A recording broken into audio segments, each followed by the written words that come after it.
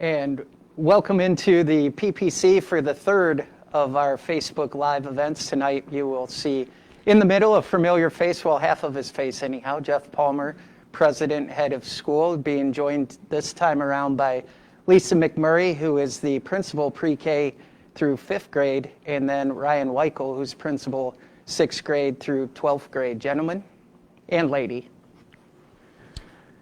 Hello. Thanks, Mike. To get things started tonight, I'll run through a little bit of I'm going to take this off. I think we are distanced enough.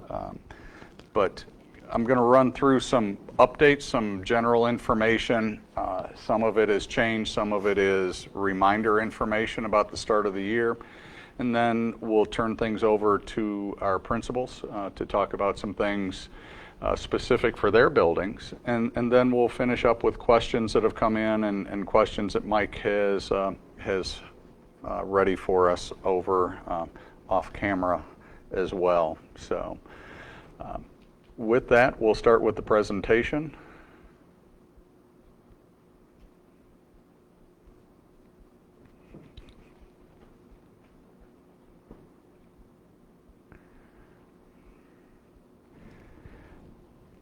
This first slide you see here is a familiar one, but you will notice down at the bottom with it being updated as of today, showing that there's some new information in there. I want to remind everyone again of the importance as we go through the school, or through the start of our school year especially, as we're dealing with the ongoing effects of COVID. Symptom checks at home are going to be very critical. Parents, we need your help, and we're going to talk a little bit more about that. Symptom checks, including temperature checks at home. If your son or daughter has a temperature over 100 degrees, they should not come to school. And we'll go through, like I said, a little more detail. We will be checking at school. We will be checking at the vehicles as students are dropped off. Buses will be a little bit more difficult because of the volume, but if you're a drop-off student, we're going to ask that parents stay here until the temperatures are checked and everything is good. We'll continue to emphasize hand washing and sanitizing. We have sanitizer dispensers that will be at each entrance, at each of our 3 entrances as we come in, and of course, as we've talked multiple times about mask requirements and physical distancing. This is a checklist, probably hard to see for you right now on your screen, but this was developed by Dayton Children's Hospital. This was then adapted a little bit by one of the local health departments. This is what we're going to be using internally to help with our decisions about when students are able to return to class or not, and when we should be referring them to healthcare providers, etc. This information will be posted on the information page on our website here in the coming days. But important information, and we'll break it down here a little bit in the next couple of slides. Really, the home decisions or the home symptom checks really should start with a thought about exposure and knowledge or awareness of, over the last 14 days, have you been in contact with someone who has tested positive for COVID-19? If the answer to that is yes, it doesn't mean immediate quarantine based on the guidelines that we have. The next check is how significant is that contact? Were you within 6 feet of that person for 15 minutes or longer? And if that is yes, then you move to a quarantine 14 days from the last contact unless there's symptoms. And then if symptoms develop, you as a family should be seeking a healthcare provider. Backing up to the left, if that exposure, if the answer is no, you haven't been in contact with someone who has tested positive, you should be looking at symptoms. And this slide breaks down two levels of symptoms: a high-risk symptom of new cough, shortness of breath or difficulty breathing, or a change or loss of smell or taste. And then low-risk symptoms of fever over 100.4, chills, congestion, nausea, sore throat, headache, muscle weakness, body aches, etc. So some of those are considered low risk. If the answer to that is no, then you're good to return to class, go to school, everything is good to go. Taking it a step further, though, if there are symptoms, so this is just the bottom half of the slides, the first slide I showed you there. If there is one high-risk symptom and two or more low-risk symptoms, we encourage you to seek a healthcare provider right away. And then based on the results of that doctor's visit, you could be moved into isolation. You could end up with an alternate diagnosis. It could be a sinus infection, for example, something like that. Then from that, it moves out to the possibility to recommend isolation at home, return to school after 14 days, return to school after 24 hours without a fever when there's no use of medicine, fever-reducing medicine. And that follows out to that same 24 hours without a fever if you have one of those low-risk symptoms. So if your son or daughter wakes up with a sore throat, it doesn't mean automatically you have to keep him or her home for 14 days. But instead, if it's just that one symptom, we ask you to keep your son or daughter home. Wait for that 24 hours. If symptoms improve and there's no fever after 24 hours, they could return to school. So that's the flow chart we'll be using. And again, this will be posted on our website for parent information to help guide them at home. We've talked about the safety enhancements, and one point I want to clarify, as we said, we will be providing the masks that you saw, you can't see me right now, but that you saw I had on earlier. We'll be providing 2 cloth masks and a water bottle to our students on their first day of attendance. So based on the cohort, when you come in a car, we will give it to your parents as you get out and check in. If you come on a bus, we will get those distributed at the end of the day so you don't have to carry them around all day. So those will be distributed the first day of attendance. We have touchless bottle fillers going in. That like many of our orders lately have been schools all over the country, all over the world, actually ordering many of the same things. We have some coming in, not our full order, but we will have touchless bottle fillers. I mentioned our hand sanitizing stations and barriers when 6 feet of distancing will be difficult. Our hallways, you've seen, had our principal's videos out yesterday talking about one-way hallways and stairs and disinfecting of equipment. And then the other update in here is what I talked about as previously as a potential change to pick up. We have received word that the Madison Street south of the school is now officially changing to two-way traffic effective tomorrow. So that two-way traffic means that if you're dropping off a son or daughter at the primary building, the pre-K through 2 building, you will come in westbound from Jackson down Madison and drop off on the right-hand side of the vehicle. And I think I have a slide coming up there. And then if you have others to drop off, you'll turn north on Decatur and then be able to turn back to the east on Jefferson to hit our 3 locations of the Madison Street entrance, the blue awning / main entrance, and then the Jefferson Street entrance for high school. Here's a slide of the traffic that I told you about. You'll notice that what used to be angled parking along along Madison Street there along the building will now be moved to parallel parking with no parking from 7 to 8 a.m. and 2 to 3. So that isn't, that parking will be similar to what it is on Decatur where we have our bus drop-off zones. The thick lines down here, these multiple lines, are the actual drop-off zone. So you'll pull off to the right, be able to drop your students off along the curb, go back into the traffic, and then be able to go either to the north, south, or west off of that intersection at Decatur and Madison. We think that's really going to help traffic flow around our building. If you don't need to be in the Madison Street drop zone, you should come straight down Decatur and come into the Decatur Street parking lot to take care of student drop-off there.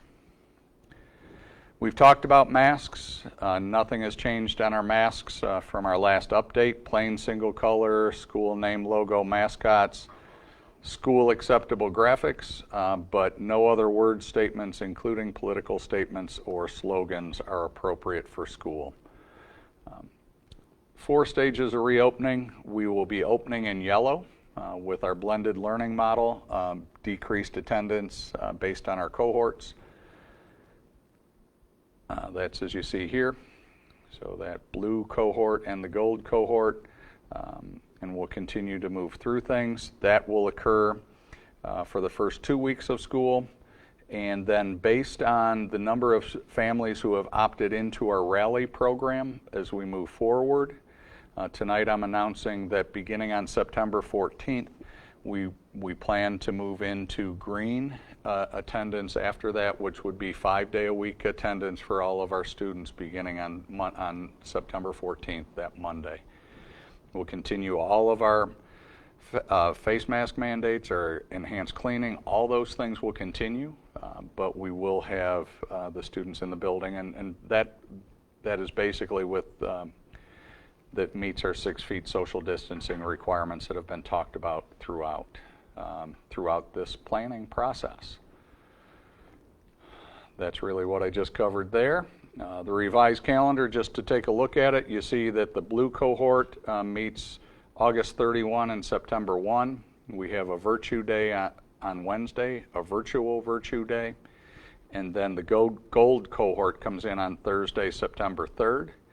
Please note that Friday, September 4th is a teacher work day. It is not a student day, and that allows us to balance out our cohorts.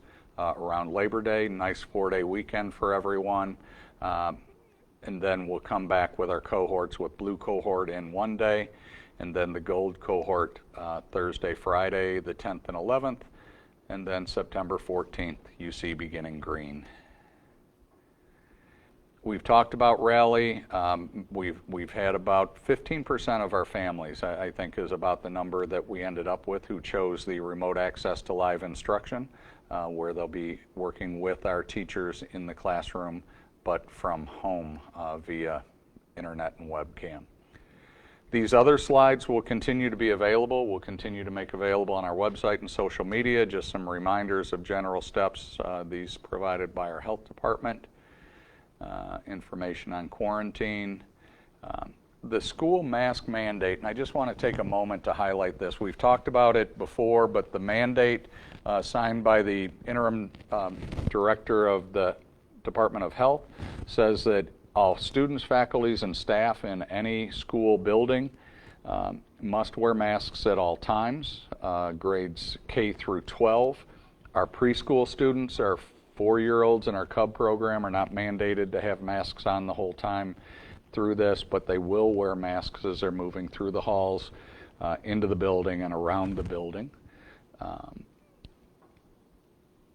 You have to have masks on when you're outside and can't maintain consistent 6 feet of distancing when you're waiting for a bus or riding a bus. And the other thing I would just add is the director's order does permit mask breaks in the classrooms, and we've talked to our teachers that those would be a 5-minute mask break deemed appropriate by the teacher when students are able to maintain at least 6 feet of distancing in their classroom. So that it isn't on for the whole day and there's no break.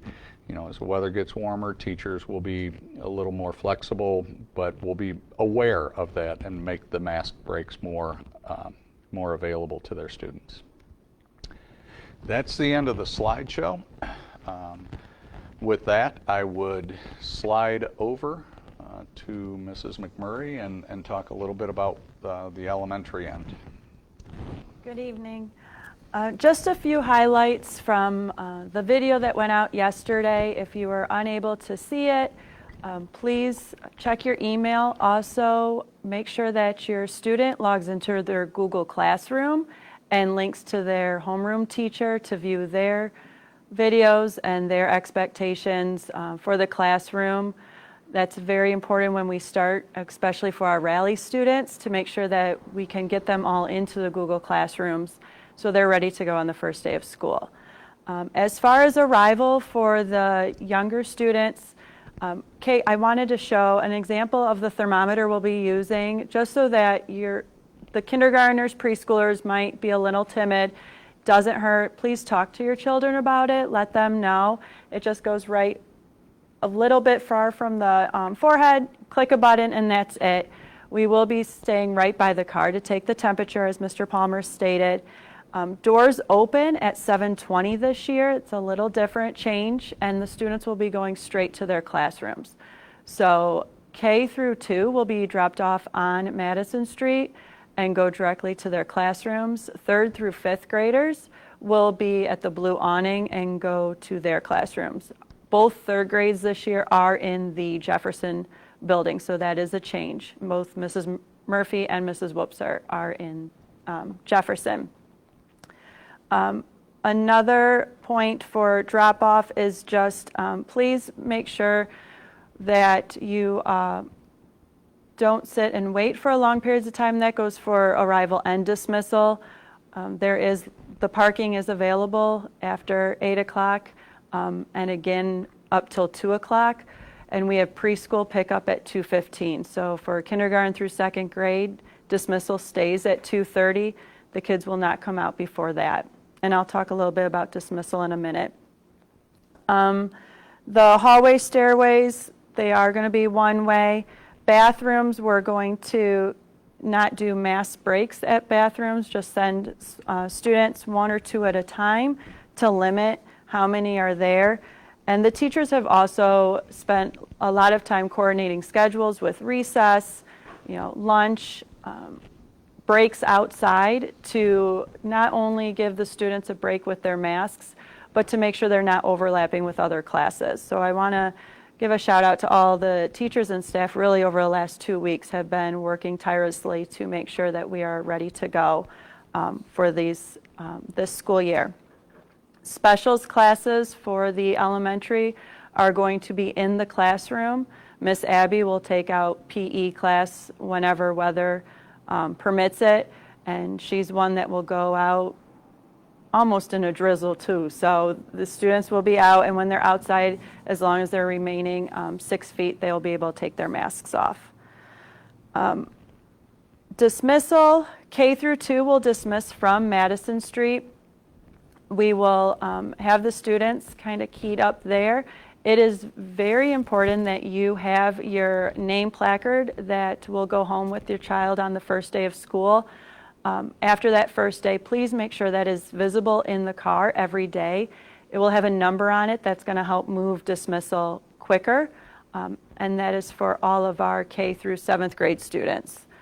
So please, if you forget it, hopefully you have the number memorized and maybe you can write it down on a piece of paper, but that's something that's definitely going to help us with dismissal. 3rd through 5th will dismiss at the blue awning. Bussers will be dismissed straight from their classrooms and directly onto their buses. Lunch, you want me to talk about lunch right now? Okay, so lunch, preschool will be eating on the stage. Lunch will be brought to them for anyone deciding to buy lunch. There was some more information regarding lunch in Panther Connect tonight. There will be a packed lunch available for students to purchase through school. Monday through Friday, it's not the same thing every day. And there's a fruit, vegetable, snack for the students. Milk is still provided for the students as well. Lunch for K through 5 will be down in the cafeteria, cleaning in between, social distancing, and the students will be making sure that they have their mask on going down and when they leave. But I think that's all the major highlights. Mr. Weichel, high school, middle school. Good evening, families. Just want to say thank you for your patience and flexibility throughout this process. Some of this will be repetitive as we are trying to stay on the same page pre-K through 12 as a building to help families out. But just to reiterate some of the things Lisa said, school hours for us are 7:20. The doors will open. Helps if I unmute myself. Just to kind of reiterate what I was saying, thank you to families for your flexibility throughout this process. Thank you to our teachers who have been awesome, and our maintenance staff getting us prepared for the school year. Just wanted to touch on a few things that Lisa had already mentioned as well. School hours are 7:20 a.m. for the doors opening. It's really important that we don't arrive before 7:20. We do not want a bunch of students standing outside the door waiting to get in. Please do not arrive before 7:20. We also are staggering our release time. We have about 5 or 6 minute period built into the end of the day. So we will release 6 through 12 in smaller increments, so it's not the entire group being sent out at the same time. With drop-off and pickup for us, 6th and 7th grade parents will be the blue awning on Decatur Street. And like Lisa said, it's important that we have the name tag and the number in the window to help us with getting the right students down at the right time. 8th through 12th grade, if you are a driver, you can continue to park in the St. Peter and Paul School parking lot, which is now the Haugland School as well. If you're dropping your student off, we would enter the building at the Den ticket lobby doors, which are on West Jefferson Street, and we will be taking temperatures similar to how they are at the Blue Awning and on Madison Street. So the entrance for 8 through 12 will be the ticket lobby doors at the Den. Let's see, dress code wise, 6th through 12th grade, all students should be in their warm weather dress code, whether you are home or whether you are here. You should be in your polo, SMCC, SCCS embroidered, khaki navy pants, and dress shoes. Girls, you can also wear khaki or navy skirts. So that is the dress code for whether you are rally, whether you are yellow at home, whether you are here. We are different by design. We are going to be going to school.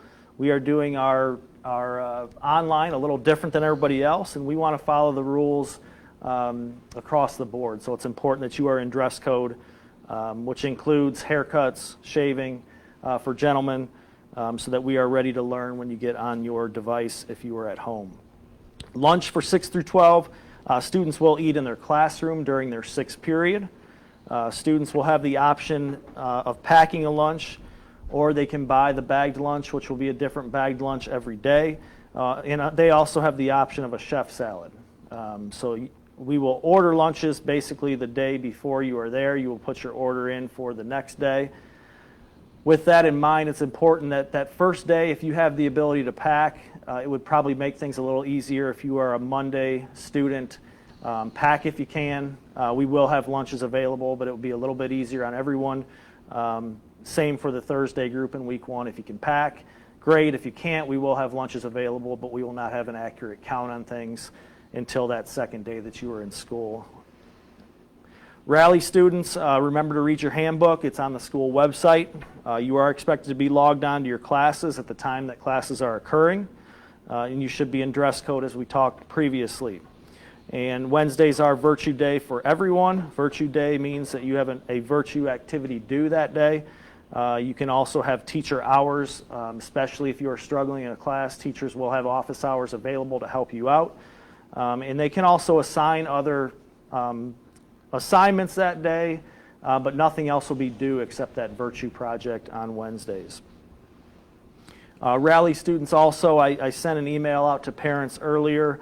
But 11 to 1 tomorrow, there's an opportunity for you to pick up your materials to get you started. Textbooks, folders, different things that teachers have ready for you. Down in the Blue Awning entrance between 11 and 1 o'clock, our secretarial staff will be down there to help assist you. So if you can make that, that would be great, and you'll be ready to roll when Monday hits.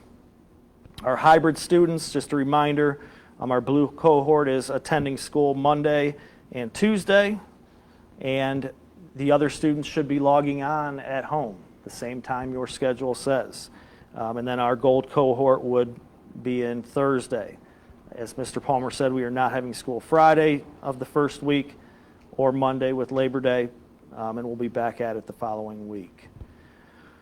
We did move to an 8-period day. You should notice on your schedules as well. The 8-period day helps us to keep class sizes down even smaller. We're able to spread students out a little bit during an 8-period day. So make sure you have 8 periods scheduled on your schedule on Power School. And also you should notice from our virtual open house video, we do have a lot of different markings in the school, arrows. Some stairwells are one way. You'll also notice when you come in that the floors in the high school, one floor is in one direction, the other is in another. Same with the 6th and 7th grade, who will be on the 3rd floor of the Jefferson building. One direction on the 3rd floor, one direction on the 2nd floor. So please follow those arrows in between class changes. Those are for when there's a lot of students in the hallways. We're following those directional arrows. If your teacher sends you to the office for whatever reason in the middle of class, please take the shortest route to get to where you're going. Those arrows are for mass dismissal times and things like that. So please follow the markings in the hallways. I think that's all I have at this time. One thing Mike, before we go to your questions, one thing I just want to maybe spend a little bit of time clarifying for people. The numbers and the pickup signs that are being used in the elementary and then up through 7th grade, those numbers will be assigned based by family. And what will be happening is as you pull into the queue, we'll be entering the numbers and be able to communicate with teachers in the classrooms as to what students need to come down. So we'll try to move that through as quickly as we can. So that will be an important part of how we move through. We can't line up outside like we used to, especially in the Decatur Street parking lot where we'd have all of our students lined up and then the kids would just go out to the cars. So we need to be patient. Families, that's why we ask that you don't get there early, too early.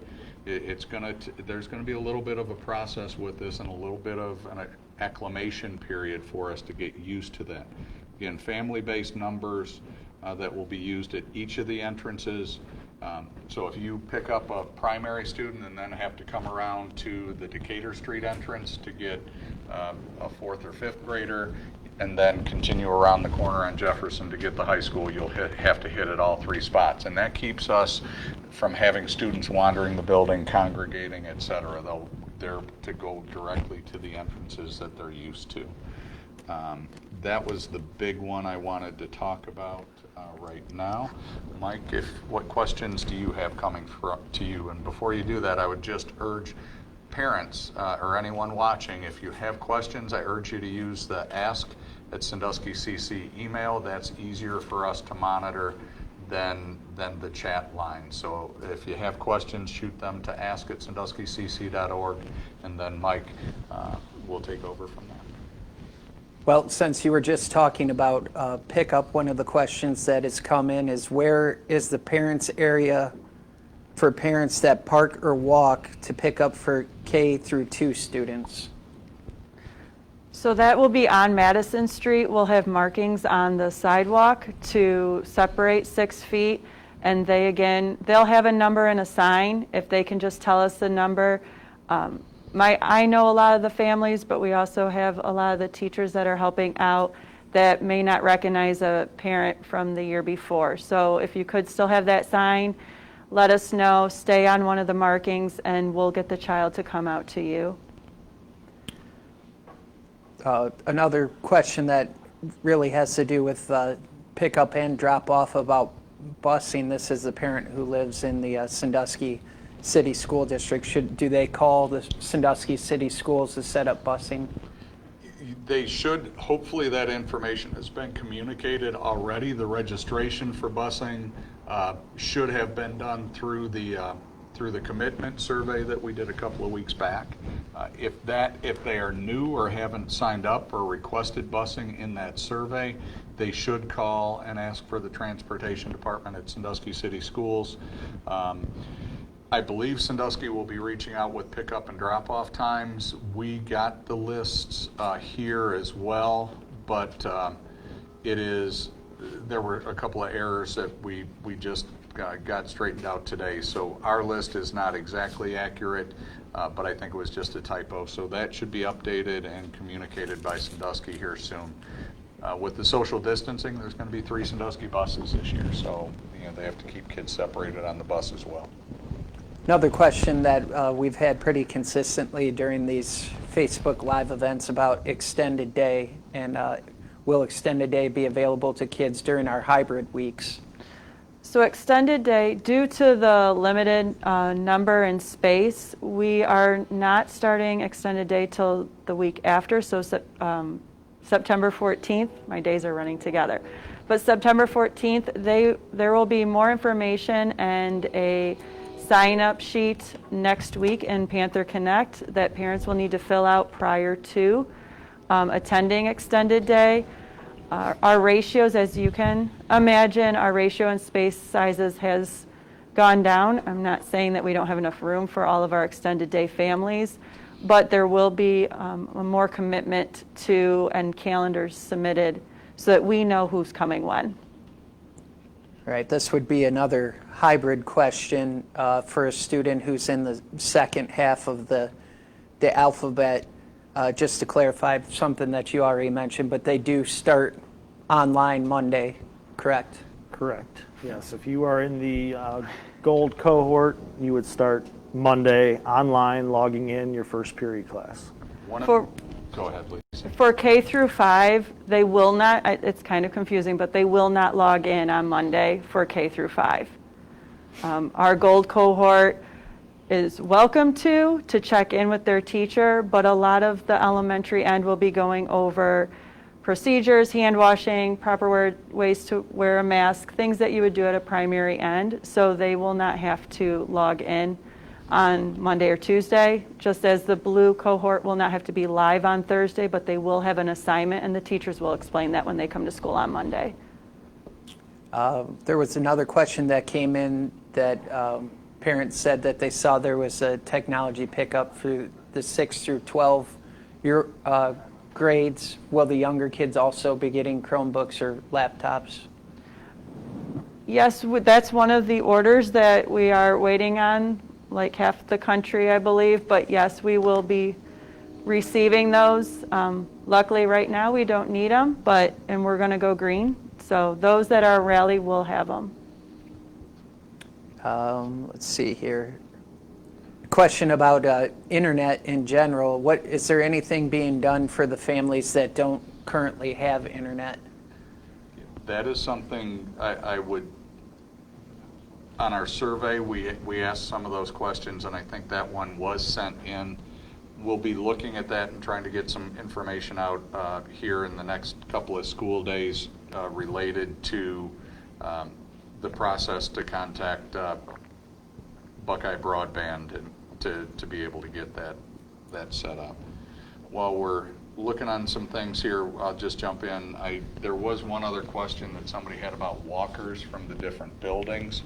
A walker, for example, if a middle school student is picking up a primary student and they're walking home, they would pick up at the pickup location. So they would exit here at the blue awning as a walker, and then they would walk around the outside of the building to the primary entrance, and then they would be radioed in. We would ask that if that's going to be the case, that notes are sent with the students ahead of time so everyone is on the same page. We had a question about sick day policies. Will kids who are sick during a given day, will they need to have a COVID test before they're allowed to return to school? And kids who are on sick days, are they expected to log in and do virtual classrooms? That's one of the beauties of the model that we have with our webcams and teachers having webcams and really being able to any student who is possibly staying at home as a preventive measure, or maybe somebody else in the household is sick but they're not. If they can log in, even though they might be an in-person student on a regular basis, if they're home for the day because of some requirements related to health, they could certainly log in and do their work online that day. That's one of the beauties. As far as the requirements for tests and things like that, We are not, we can't and are not mandating testing for anyone, but we'll be following protocols, urging people to see the doctor, et cetera. If students, need to get a test, that's certainly something determined by the healthcare professionals.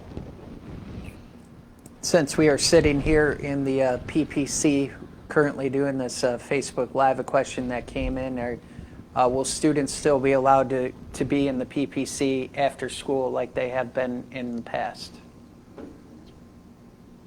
That has not been discussed. No. But, that we're going to have we will have challenges with unsupervised students, and so we would urge that parents who need late pickup times, if they're not in the extended day program, but they're older students floating around, we really can't have students in the PPC like we have been able to in the past, where students have just kind of waited that 20 minutes or so for a parent to get in. So we would urge you to try to make some alternate arrangements for transportation if necessary. Well, and Mr. Palmer announced tonight that the plan is to go green after September 14th. But the question that came in is, given that things could possibly change, who determines when they change, and how far in advance will the parents have notice for any kind of change if we have to go back to hybrid or whatnot? With the plan to go green, we'll really be following the guidance of the health department. If we have, when the student is sent home, we've got an isolation room for staff or students here. If someone is exhibiting symptoms, we will take them there, where we can isolate and contact parents to get students home. But if we have to, if there is some situation, we'll be following the directions of our health department on what we have to do as far as the process. That flow chart that I mentioned earlier will be helpful for us in moving through the process. But if there's an outbreak, whether it be inside our school, across the county, or across the state, we will do those. I wish I could give a clear indication. As we know, looking back to March, we found out on Thursday that we had to start remote on Monday. So it was not there wasn't a whole lot of turnaround time there. We hope that doesn't happen, and to get there, we're going to really count on everybody following the proper protocols, wearing their masks, etc. We had a question come in from a parent about something that's been discussed in the past about fans in the classroom. It seems that other schools may have different policies or are following different guidelines, but again, what's our policy on fans in the classroom? Fans are, in our discussions with the health department and health professionals, fans can't be blowing on students. We can use fans to move air out of the room, out the windows, etc., but fans can't be blowing in because of the potential of spreading those aerosolized droplets and spreading contamination. This is something that Mrs. McMurray had mentioned when she spoke earlier, but just to reiterate, the four-year-olds, the pre-K kids, will they be required to wear masks? No. So preschool will, when they're in their classrooms, will not have to wear masks for 4-year-olds or cubs. However, since we are unique and have a pre-K through 12 campus, when they're in the hallways or upon arrival and dismissal, we are asking that they wear a mask, and we have ones to provide for them as well. So they won't have them on for long periods of time. We understand what it's like keeping a mask on a 4-year-old and 5-year-old, but yes, I know well. So, but when they are in the hallways, just because they may cross another class, and also to the preschool families that are watching, there will be a video and class assignments and more information coming out tomorrow. So thank you for your patience. All that information you should see in your emails tomorrow. And while I'm talking, I guess, on supplies, I understand there might be some concerns with little kindergartners maybe carrying in all of their supplies on the first day of school. Some of it might weigh more than the kindergartners. We will have plenty of adults down at the primary door on Madison Street to help, but feel free to maybe even split the supplies between the Monday and Tuesday or Thursday and the following week. They're not going to need every single box of crayon on that first day of school, so it's okay to split some of those supplies while carrying it in. The other thing I just want, going back to your earlier point about masks, and I don't know if I emphasized it as much as I had intended. Because we won't be able to dispense or distribute the masks and the water bottles until the first day of attendance, it's important that families the first day send your child with a filled water bottle, send your child with their own mask. That way when they arrive at the cars, we can take the temperatures, the kids go in, and then we just give the bag for tomorrow and the next day. We will have masks for anyone who forgets or doesn't have them, but that first day, we ask that you bring the first day of attendance, wear your own mask or have the student wear their own mask, and bring a filled water bottle with them that day as well. We had a question about Wednesday morning mass. Is it possible to go to in person, or will that only be available online? Yes, that's a good question. I will have to check because my recollection is, we'll check and we'll have that in an update here coming out, the next update we can get out through announcements, et cetera. So, not sure on what the potential is on that Wednesday Mass. This was discussed earlier, but just to reiterate, what time is seventh grade dismissal? Seventh grade dismissal will happen between 2:41 and 2:46. Based on what area of the building they are in, they'll be released within that time window to make sure that they can get out of the building and that we're not releasing 250 students at one time. So within that 2:41 to 2:46 window would be when 6 through 12 would be released. And some parents still wondering if the gator masks are acceptable. Yeah, in the last Facebook Live event, I mentioned some breaking studies that were expressing concerns about the single layer gator masks not being effective, because especially the nylon stretchy ones that almost broke down the particles and helped them spread more. Gator mask will need to be doubled over to be an acceptable mask for our standards. So they can be worn, they'll just have to be pulled up to cover the face in a double layer.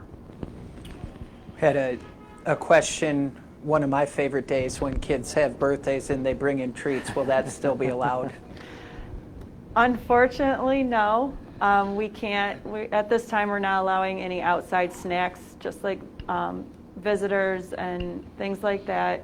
We're going to keep the limit of outside coming in as much as possible, but like I said in my video, we'll celebrate birthdays twice next year. The teachers and myself will make sure that the birthdays are still special here at school without having to bring in those outside snacks or treats. Another question that is similar to that, not outside snacks, but apparently someone's child is prone to forgetting homework and it's been dropped off by parents in the past. Will that still be allowed? We strongly discourage any drop-offs. It's a habit that we get into, and it's one more time that kids are in the hallway that we want to cut down on, or a staff member's in the hallway.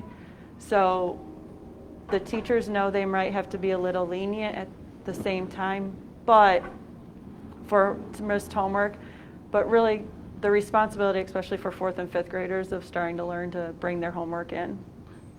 Would really ask that parents, and we're going to work on those processes too, parents create some routines for your child at home to help develop the skills to double check, making sure they have what they need. I know I survived my 3 sons, and I know the challenges of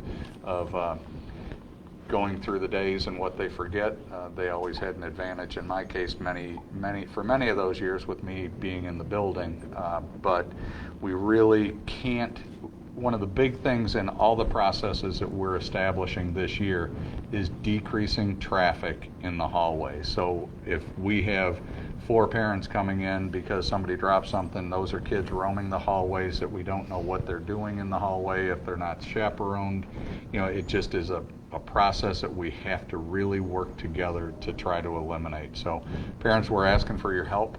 I know the natural feeling to try to keep them from their own learning experiences, and I'm guilty of that too yet today, but there will be a chance for them to get better. I wanted to piggyback off that too with lunches, same deal, especially 6 through 12, and I don't know what K through 5 policy, but if they forget their lunch, we will provide a lunch. They'll have the option of salad or whatever the bagged lunch is. And also on that same topic, to kind of stay consistent with our wellness policy, we do not allow any kind of outside food like fast food into the building. So if your student forgets their lunch, we will make sure they are taken care of for the day, and we cannot have fast food or pop or energy drinks brought into the building for any reason. And the same goes for K through 5. And again, direct yourself to Panther Connect. There was a big blurb in that about lunch today, and you can download the form for the free and reduced lunch off of there as well. We had a non-school question, but since the first football game is coming up Saturday, this is on everyone's mind. Can non-family members attend football games? Ryan, go ahead. I'm going to go off of the knowledge I received earlier, and again, the athletic stuff is changing daily as well, but I believe each student that's involved is given 4 tickets for family members, and every place is different. So for our home events, they have 4 tickets for family members only. We do also have some streaming options, and BCSN is really picking up on live, doing games live. I know the game Saturday at 1 is live, so if you cannot make it, you can watch it on BCSN. And I know some schools that we're going to have even less ticket requirements as far as 2, if you're a visiting team, you get 2 tickets. So we are really following what the school can fit capacity-wise in their stadiums, in their gyms. It's 15% capacity or 300 total people, whichever is less. So that is not very many people when you start to take into account team members, coaches, support staff, and then getting the parents to the game is number 1 priority. And I'll also mention, if you're not a Buckeye Cable subscriber, you can still watch those football games on a pay-per-view basis. I believe it's $12 a game, and half of that money will go to the SMCC athletic department. So you do have the option to watch those games even if you're not a Buckeye subscriber. But I do know a little bit something about BCSN, I guess. But football with football just around the corner, that was on everyone's mind. As a matter of fact, we're hosting our first volleyball match tonight as this is going on, and volleyball is a little bit different too. I believe it's only 3 tickets per student per home game for volleyball, because the capacity in the gym is obviously smaller than capacity for a football stadium. Another question. Before you get to that, Mike, I would just again encourage folks, if you have questions, please use ask@Sandusky.cc. Though that's again a much easier process for us to monitor. ask@SanduskyCC.org. All right, new question just came in. What is the procedure if the student's internet drops during the day? Our teachers will be flexible. I mean, if it's an internet drop thing, we understand there's going to be difficulties, and our virtue for the first month is flexibility. So we know there's going to be issues. The problem that I will have and that our teachers will have is if every 3rd period or every time you're taking a test, your internet drops. There'll be an issue in that case, but I know that it's going to happen here and there, and we will adjust, we will adapt, we will overcome, as we have since March 15th or whatever that date was that we began this world. We will adapt. The one thing I would encourage too, and we have not had discussion on this, but if you're a secondary student, a middle school, high school student who has a cell phone and you lose internet at home, you could quickly send a email to your teacher as well, just saying, hey, internet went out, I'll be back on. So that would be a good recommendation. Might be harder for an elementary student who might not have cell phone, but those who have cell phones, that's always the advantage. Using those phones for good things is one of the steps we like to encourage as well. You can also call the school. Call and ask for me or whoever, and just let us know you're having issues so we can relay that to the teachers. Another question just came in. Will there be any kind of leniency with arrival times for parents who may have to drop off at multiple entrances and maybe in lines at multiple entrances? We hope that the timing of our different levels, that the primary, timing is different, both pickup and drop off. We're hoping that flexibility works, and so yeah, we're going to be flexible, as Ryan just said, but we certainly hope that the process is set up and expect that the process will be set up that it will be more fluid during the course of the day. But it does bring up another point. If you're a late arrival, for example, your son or daughter or multiples might have a 8 o'clock dentist appointment one day, but they might be normally going the Madison Street entrance. After the normal entrance times, all students will come to the main entrance, the blue awning here, to come in to get into the building. So from there, they'd walk through the building, but with the masses of students, we need to split them up. And again, if you have any questions, please send them to the ask@sanduskycc.org. Even if after this event is over, we monitor those and we get back to parents as quickly as possible. A lot of the questions that have come in have been filtered out because they were more of a personal nature than a broad scale question. So feel free to send those as well. I see Mrs. Walsh writing down a new question here too.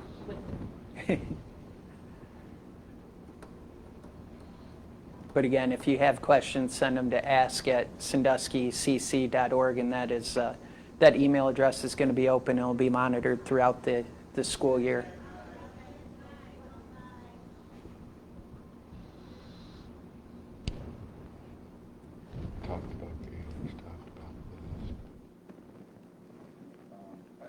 There was one question I thought I remembered seeing where someone asked if they may not have had information about the rally program, but might be interested in the online option.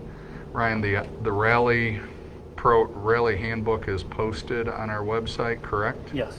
And so if you have a student at home that you think might be better, rally might be a better fit than in person right now, I would implore you actually to call tomorrow. If you're in that case, call the school tomorrow for either Mrs. McMurray in the pre-K through 5, our elementary end, or Mr. Weichel if it's a middle school, high school student, to get that process in motion.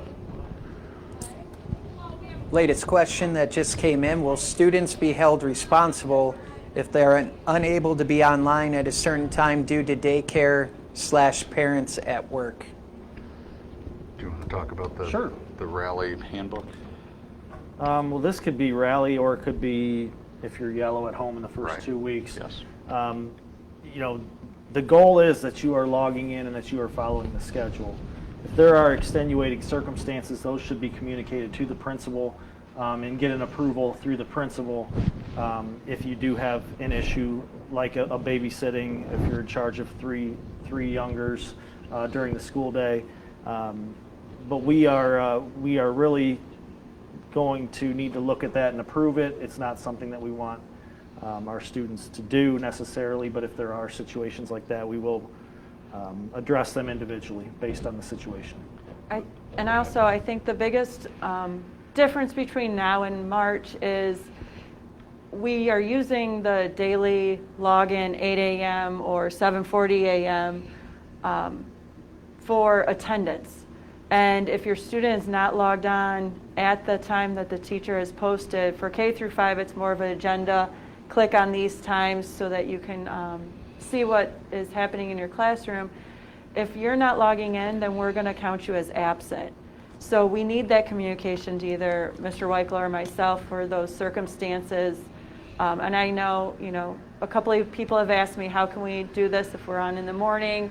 Can we do it in the afternoon? And those are all conversations I'm happy to have, but we're going to have to talk through it and figure out what's the best, because we can't be as lenient. The state's not as lenient on attendance as they were in March. So we also don't want kids racking up 80 days of absences because they're not online. The model we chose was really designed to have our students benefit from live interaction with the teachers, not to be just a recorded lesson that anyone could do at any time. We felt, even though we feel we did a really good job in the spring with the hand we were dealt, we know that our kids missed interaction with our staff. We heard that from the parent surveys. So the model that we've designed has our teachers interacting on a daily basis live with their students. Yes, there's a benefit of that lesson being recorded and being able to go back over it, whether you were in person or in class, but it isn't designed so that students can sleep till noon and get up and start doing work, or have other real issues that are implicating them or complicating their ability to be online. If it's a real issue, they can be worked out individually, but those have to be contacted through our two principals and worked out again as soon as possible. Latest question that just came in: would 2:50 be too late to pick up an elementary school in order to avoid traffic? You're asking me or the teacher that's sitting in the room with them? No, but we understand, and I do have some parents that have been coming later. It's trial by error. I know some people are going to show up at 2:20 at the primary building when I'm still loading up preschool students. It's all a work in progress, so maybe start at 2:50, but hopefully, usually the parking lot was cleared out last year by 2:46. Elementary was cleared out by 2:46 to pick up the older ones. So it should be okay. Again, the big thing though we can't do is have masses. We can't have the students go to the multi-purpose room or go to the cafeteria and wait for a little bit later pickup. And as we talked earlier, not even this in the PPC. So we ask you to try to be in those windows that are designed for your grade levels, because that's, we have staff that's going to be moving from entrance to entrance or exit to exit also to help get students out. So we don't, we may not always we're not going to have somebody there until, a half hour past pickup time. So we really need you to be as close as we can, and we'll work through this process. Flexibility is going to be the key, as Ryan mentioned. We have what we think is a good plan in place, but it likely will need to be fine-tuned a little bit, and we'll need your help in that. This is pickup related, but what is the procedure if a student needs to be picked up early for a doctor's appointment or whatnot? That would be just like a late arrival. They would go through the blue awning entrance, trying to get, they'll come in, parent will come in for the pickup, and we'll call the student down and go from there. Of course, those are scheduled also ahead of time through notes. Please don't just give those surprise visits. Mrs. Walsh was pleading for that as she was standing over there. So send the note in with the student in the morning, and then we'll have that planned release. The student should be ready to go. If there is an emergency, obviously we can handle those and work through those like we do other times, but planned early dismissals are much easier. This wasn't a question, but I hope all the parents got a chance to check the emails and see the virtual open house and go through all the classrooms and see the virtual Meet the Teachers. I know all the teachers and principals worked hard on it. I know Mr. Weichel had to do at least 120 takes to get his video correct. So if you haven't had a chance to look at those, please do before the first day of school coming up on Monday. Yep, and not to put our technology people on the spot, but I've got technology and website and social media. Are those going to be available? Those videos, will the principals and maybe Mrs. Vaverka's, will those be available on our website as well? They're out there now. Very good. So if you didn't see Mrs. Viverka's about the cafeteria or those, go to our website, sanduskycc.org, and you can track those down.